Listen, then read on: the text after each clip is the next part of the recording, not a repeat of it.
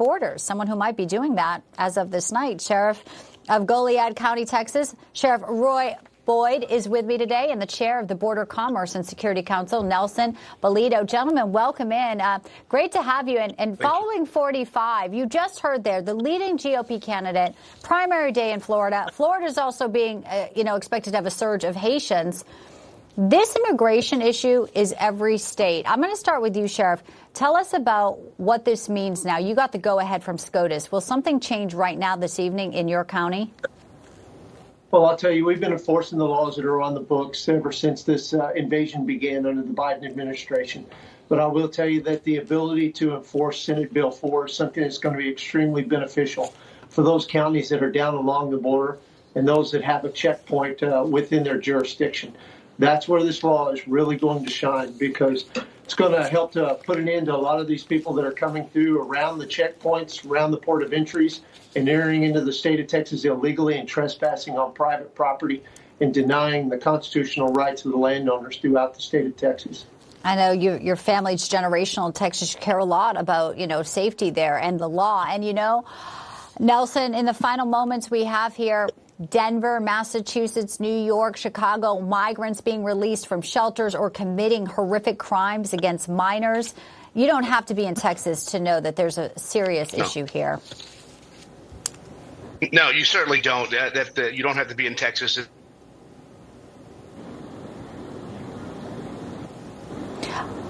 We believe about 20. Go ahead, sir. 20%. Can you hear me? Okay. So I think about 2.8 last year U.S. border, we believe about 20 to 22% were got away. So on top of the 2.8 million were processed or actually met at the border, about this 20%, 20.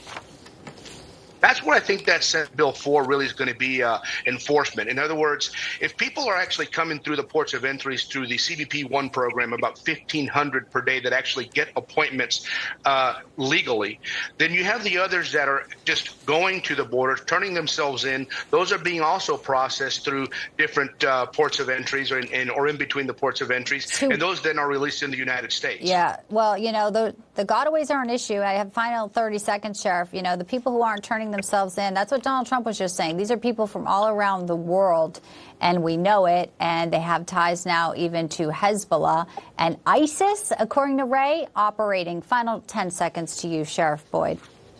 No, President Trump is absolutely right. We have a criminal element coming into this country. It's endangering the lives of the citizens of the United States of America. Texas is right on the tip of that spear.